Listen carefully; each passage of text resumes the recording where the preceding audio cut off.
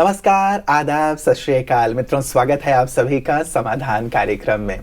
मित्रों, कल बड़ा ही सुहावना दिन था मेरे लिए। कल संध्या काल में आदरणीय दादी जानकी जी से मुलाकात करने का अवसर मिला। परम सौभाग्य था मेरा। पहले तो मेरे मन में ये था कि इतने बड़े विश्वविद्यालय की चीफ हैं, मुख्य प्रशासिका हैं, तो बहुत व्यस्त रहा करती होंगी, क्योंकि 135 देशों में विद्यालय की शाखाएं हैं। 10,000 से भी ज़्यादा शाखाओं का संचालन वो करती हैं और लाखों भाई बहनें हैं जिनसे उनका संपर्क बना रहता है। लेकिन आश्चर्य हुआ ये जानकर, सुबह की दिनचर्या तो मुझे पता नहीं, लेकिन शाम को प्रतिदिन मुझे पता चला कि 7 से 7:30 बजे तक वो मेडिटेशन भी कराती हैं और 7:30 से 8:30 बजे तक छोटे से समूह के साथ उनकी मुलाकात होती है। तो कल के समूह में मुझे भी बैठने का परम सौभाग्य प्राप्त हुआ। बहुत ही ओजस्वी लग रही थी दादी। 99 ईयर्स की हो गई हैं, लेकिन फिर भी 9 साल की मासूम बच्ची की तरह लग रही थी। तपस्या का तेज उनके चेहरे पे झलक रहा था और बहुत सारी सुंदर सुंदर बातें उन्होंने बताई, जिनको समय प्रति समय मैं आपके साथ शेयर करता रहूंगा। एक बात जो मुझे बहुत प्यारी लगी वो मैं आज आपके साथ शेयर करना चाहूंगा। दादी जी कह रही थी कि जीवन में बहुत सारी गलतियां हमसे हो जाती हैं और उन गलतियों से भी बड़ी गलती हम ये करते हैं कि उन गलतियों को बार बार याद करके पश्चाताप करते रहते हैं, आगे नहीं बढ़ते। वो दुख हमें बहुत बोझिल कर रहा होता है। तो उन्होंने अच्छी बात कही कि जो हुआ सो हुआ, पास्ट इज पास्ट, अब मुझे क्या करना है इस पे विचार करना चाहिए। क्योंकि व्यक्ति के पास 2 ही चॉइस हैं, या तो उस गलती को बार बार याद करके पछताता रहे, या फिर दूसरी चॉइस उससे सीख लेकर के आगे बढ़े। उन्होंने कहा कि हमें दूसरा जो ऑप्शन है वो अख्तियार करना चाहिए, अपने जीवन में लाना चाहिए, क्योंकि चलते रहने का नाम ही जीवन है। यदि हम ठहर जाते हैं तो उसे तो मृत्यु कहा जाता है। कितनी सुंदर सीख थी ना। हम सबको भी ये प्रेरणा लेना ही चाहिए कि हम कैसे अपने जीवन में आगे बढ़ें। पास्ट को भुलाकर उससे सीख लेकर निश्चित रूप से यदि हमारे कदम आगे बढ़ेंगे तो सफलता हमारे कदम चूमेगी। आइए दादी जी की इसी सुंदर सीख के साथ, प्रेरणा के साथ आज के समाधान की शुरुआत करते हैं। अभिनंदन करते हैं प्राता जी का। प्राता जी, बहुत बहुत स्वागत और अभिनंदन। लग नहीं रहा था कि वो 99 ईयर्स ओल्ड हैं, बल्कि लग रहा था कि 99 ईयर्स यंग हैं। हाँ, बिल्कुल, ये अच्छी बात है, क्योंकि उन्होंने अपने चिंतन की धारा को बहुत सुखद रखा है जी। ये दादी जी की सबसे बड़ी विशेषता है कि सदा एनर्जेटिक रही हैं, कुछ करने का जज्बा मन में रहा है और यही कारण है कि वो फटाफट ठीक हो जाती हैं। कुछ छोटी मोटी बीमारी आए, देखा डॉक्टर भी हैरान होते हैं कि दादी तो जल्दी उठ के ठीक हो गई, क्योंकि उनको एक उमंग आता है, मुझे तो बहुत बाबा के बच्चे आए हुए हैं, उनसे जाके मिलना है। तो ये जो मनुष्य के मन में एक उमंग के संकल्प हैं, ये हमारे ब्रेन को भी एनर्जेटिक करते हैं। ये बहुत ही सुंदर बात है जो मैं दादी जी के जीवन को देखकर सीखता हूँ कि अगर मनुष्य के मन में कुछ करने का दृढ़ संकल्प हो, एक जज्बा हो, बिल्कुल ढिलाई ना हो, तो सब बीमारियां और परिस्थितियां पीछे छूट जाती हैं। दूसरी ये चीज वो सदा ही कहा करती हैं, फॉरगिव एंड फॉरगेट। फॉरगेटफुलनेस ये बहुत इम्पोर्टेंट चीज है। नहीं तो कई लोग पास के कुछ जो उनके साथ बुरी घटनाएं हो गई, उनसे गलती हो गई या दूसरों ने कुछ उनको सताया, कुछ भी हुआ, उसको बार बार याद करते हैं, क्योंकि उसकी गहरी छाप सबकॉन्शियस माइंड पर उनके हो गई है।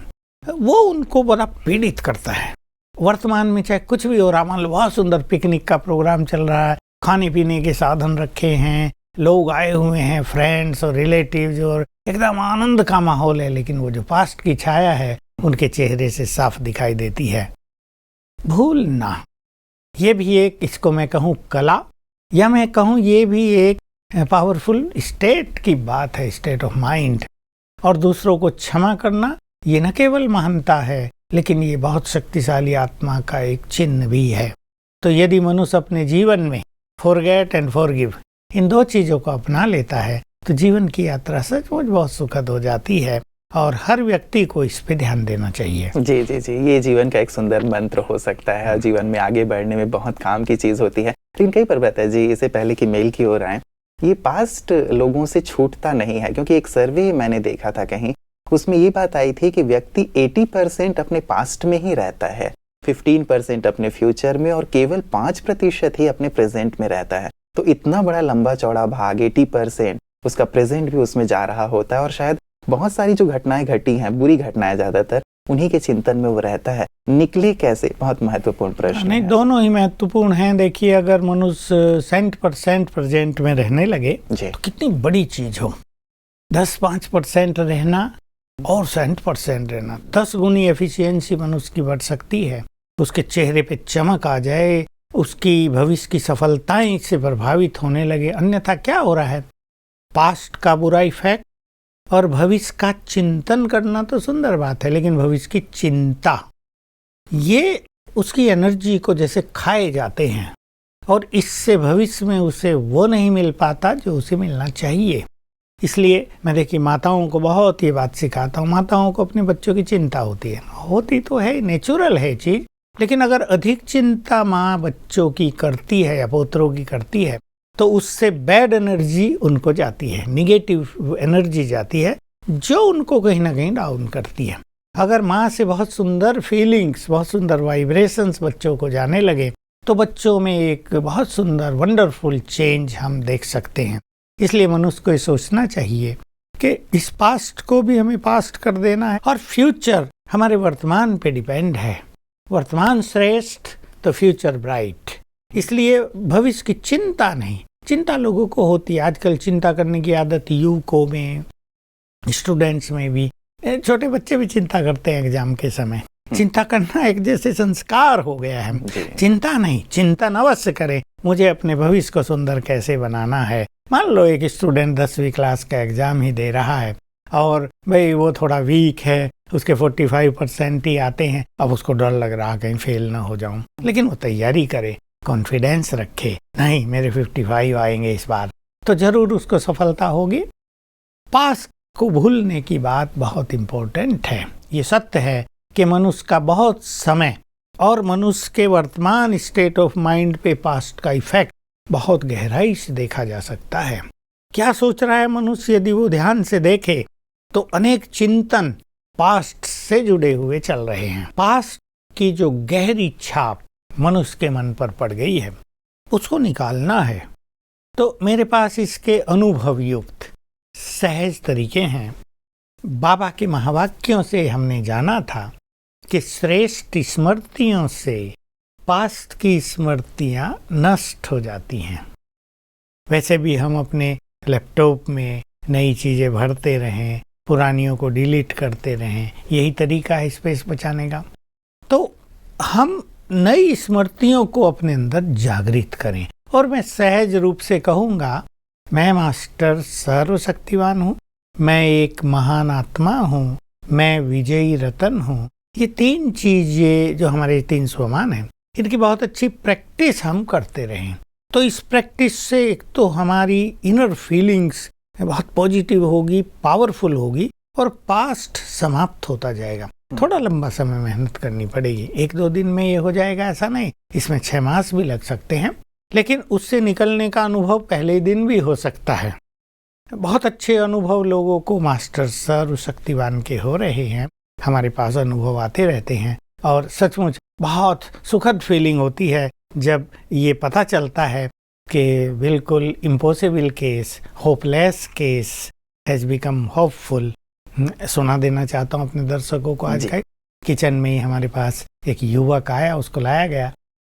युवक अच्छा लंबा, लेकिन डम्ब एंड डीफ, न बोल सकता न सुन सकता, लेकिन पेंटर बहुत अच्छा।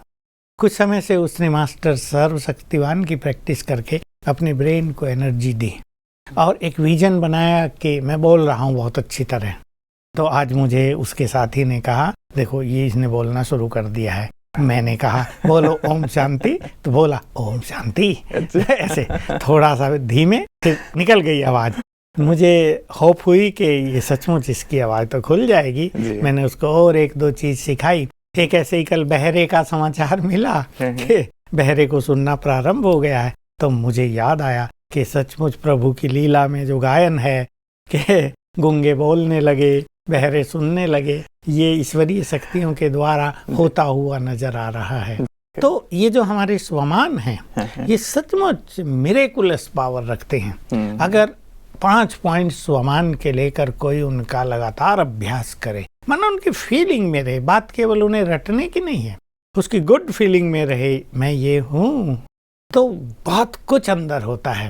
क्योंकि हमारे जो प्योर संस्कार हैं, जिसे लोग कहते हैं अनकॉन्शियस माइंड में चला गया है, अब वो काम नहीं कर रहा है, हम उसे फिर से कॉन्शियस माइंड में ला सकते हैं, उसे जगा सकते हैं स्वमान की प्रैक्टिस से। और जो लेयर्स हमारे माइंड में छप गई हैं, ब्रेन पर आ गई हैं, वो भी उतर जाती हैं। स्वमान की बहुत अच्छी प्रैक्टिस करें। और जो राजयोग का अभ्यास कर रहे हैं उनके लिए मैं कहूँगा, वो सब जानते हैं, 5 स्वरूपों का अभ्यास करें, 5 बार सवेरे, 5 बार शाम को। इससे मन बड़ा आनंदित होगा, योग करने को मन करेगा, मन में स्थिरता आएगी और बहुत अच्छी अनुभूति होंगी। कि अब गूंगे भी बोलने लगे हैं और बहरे सुनने लगे हैं। रियली हमारे पास कितने ऐसे केसेस मैंने आपके सामने रखे हैं मेल की, छोटे बच्चों की माताओं ने हमें मेल किए थे, फ़ोन किए थे कि बच्चा सुन नहीं पाता है या बोल नहीं पाता है। उनके लिए एक बहुत ही आशा की किरण है और साथ ही इस अभ्यास से उनके बच्चे भी ठीक हो सकते हैं। बिल्कुल, ब्रेन को 10 मिनट एनर्जी देनी है और तरीका यही है। हाथ मलते हुए 3 बार याद करेंगे, मैं मास्टर सर्वशक्तिवान हूँ। फिर दोनों हाथ सिर पे रख देंगे बच्चे के, 1 मिनट, ऐसा 10 बार करेंगे, 10 मिनट तक। ब्रेन की ऐसी रचना है, उसको संसार में कोई नहीं जान सकता, न जाने अंदर क्या क्या हो रहा। बस ये कहा भाई कानों की नसें वीक पड़ गई हैं, ब्रेन की नसें वीक हो गई हैं, ऐसा लोग मान लेते हैं। तो इन सब को एनर्जेटिक किया जा सकता है, स्ट्रोंग किया जा सकता है ब्रेन को एनर्जी देने से। हर व्यक्ति को भी अपने ब्रेन को रोज 5 मिनट एनर्जी दे देनी चाहिए, ताकि कुछ डिस्चार्ज हुआ है वो पुनः चार्ज हो जाए। मतलब ये सभी कर सकते हैं, बच्चे हों, बूढ़े हों, जवान हो, स्वस्थ हों या अस्वस्थ हों, सभी के लिए बहुत कारगर है।